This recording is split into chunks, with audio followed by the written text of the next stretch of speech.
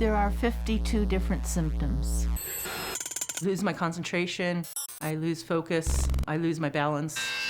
It's all like aches and pains and nausea. Unless if you're experiencing the illness yourself, you would think it's insane.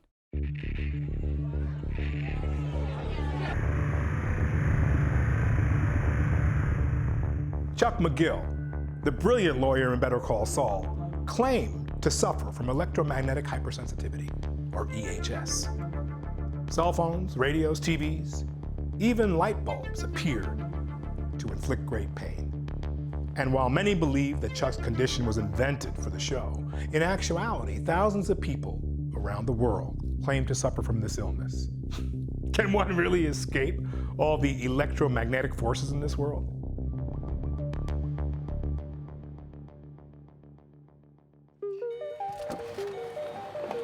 I'm Linda Bender, I'm 54 years old, and we are headed towards Greenbank, West Virginia.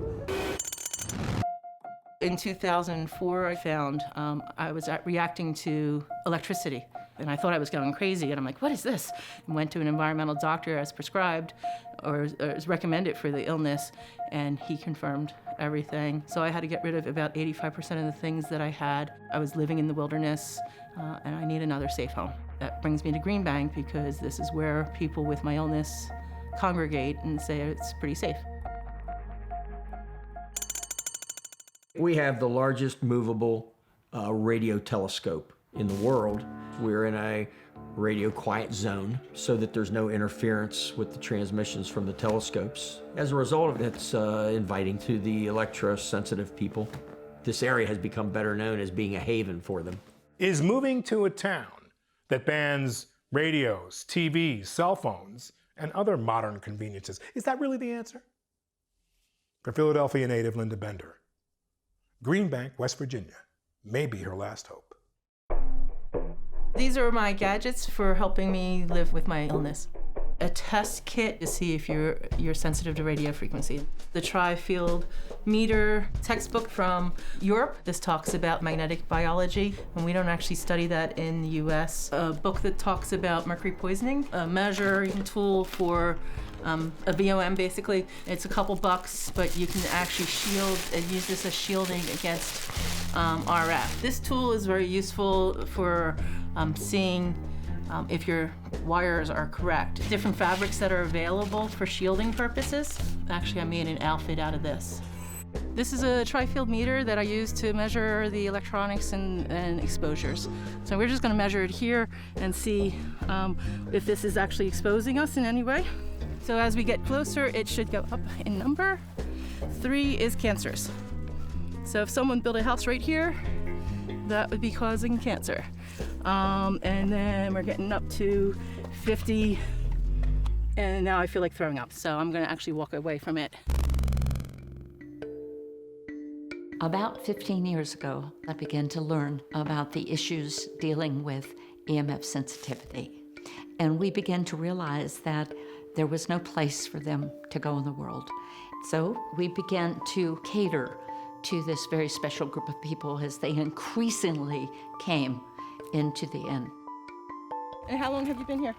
About 2.5 months on the property. Now more than ever, we rely heavily on electronics for work, to keep us connected, and to live normal lives. For years, my wife has been sick. And every time we went back to the doctors, because she'd have more symptoms, they couldn't find what was going on.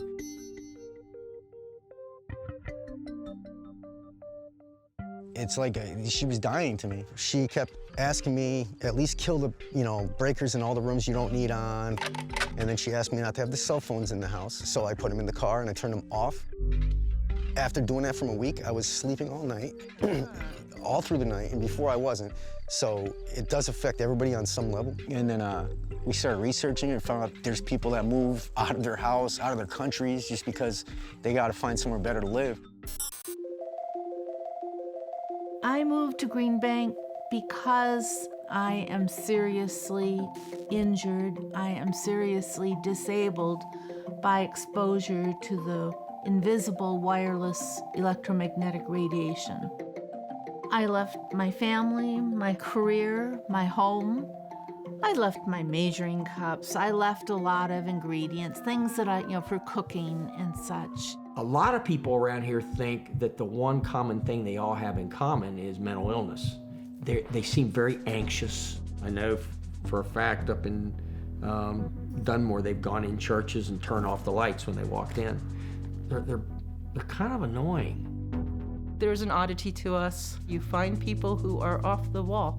Do the people get along with the sensitives?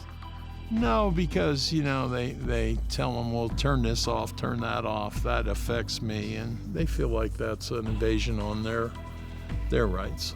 So Occasionally I will get a headache, ouch, okay, there was something that happened.